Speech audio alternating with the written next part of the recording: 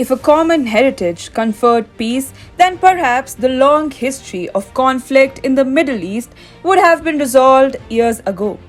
Israelis and Palestinians have been sharing the region for a long time now.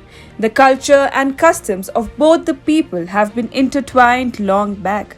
But to this day, the conflict has not allowed both the people to reconcile and move towards a peaceful Middle East. Many families in the region are still waiting to get reunited as the terror organizations such as Hamas and the Palestinian Authority cannot go for a peaceful resolution without wiping out the Jewish nation. This has pushed Israel to not allow families from both the sides to reunite, who were separated during the various wars fought between the Jewish nation and the Arab coalition. Israel has always feared that the terror organizations might be able to exploit the unification process, and the process might allow people with disruptive agenda to enter Israel. Now the new coalition government in Israel is facing a difficult situation as a major coalition partner, the Ram Party, has decided not to vote in favor of the ordinance which would prevent family unification from both sides. Ignoring the obvious security threats, the Ram Party has decided to go against the coalition it recently helped form, and that is bad news for Bennett's government. Hi and welcome to TFI Global, the foreign affairs and geopolitical analysis arm of the TFI Media Group. I am your host Diksha, and in this video, I will tell you about how the new Israeli government is in a catch-22 situation and it could break up the coalition as quickly as it was formed. The Naftali Bennett government in Israel has run into yet another crisis with a fresh rift in the Rainbow Coalition.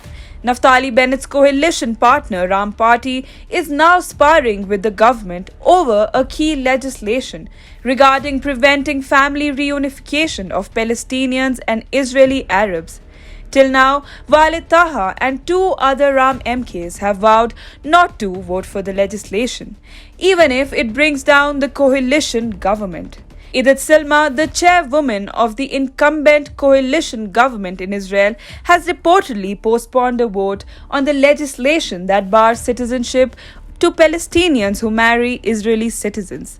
Such a ban on Israeli Arabs and Palestinians to reunify families have been in place since 2003, and Israeli Prime Minister Naftali Bennett wants to extend it, but he is facing stiff opposition from Mansour Abbas' Ram Party. In Israel, it is a matter of policy not to allow family reunification in typical cases where Arab Israelis submit applications on behalf of their Palestinian spouses living in Gaza or the West Bank. The Jewish nation remains concerned that such family reunification application could be abused by terror groups to gain access to Israel. Therefore, Palestinians find it tough to acquire Israeli citizenship by marrying an Arab Israeli. Since 2003, the law barring family reunification has been extended every year with strong support from Likud and other right parties. This time around, the situation is different. Israeli Prime Minister Naftali Bennett is himself a right-wing politician by ideology.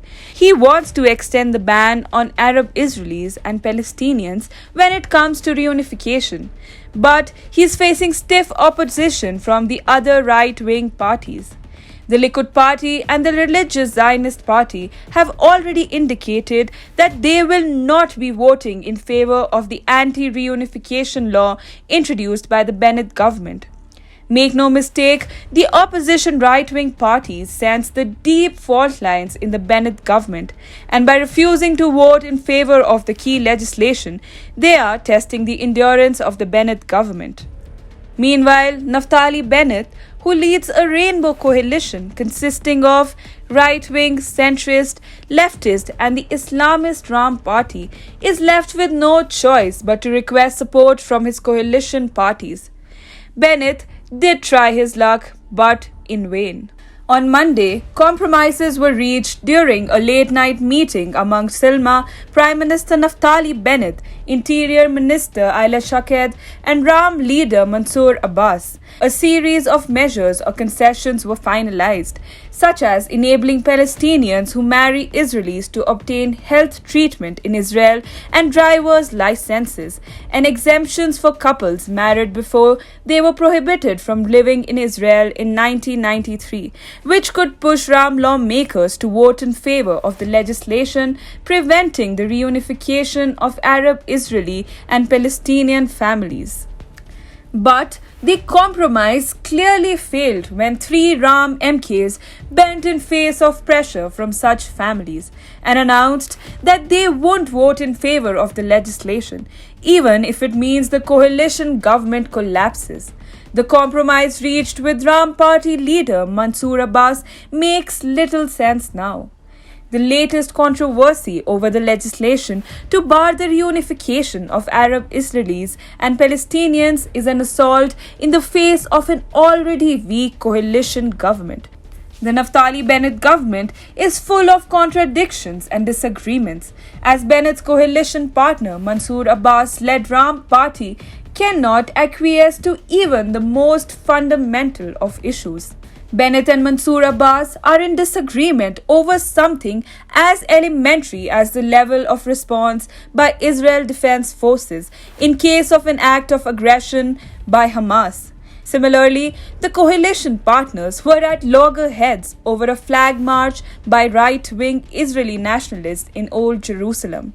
The Naftali Bennett government enjoys a very thin majority. In fact, it won the vote of confidence in the Knesset by just one vote. And Benjamin Netanyahu, the former Prime Minister of Israel, looks very serious about toppling the incumbent government.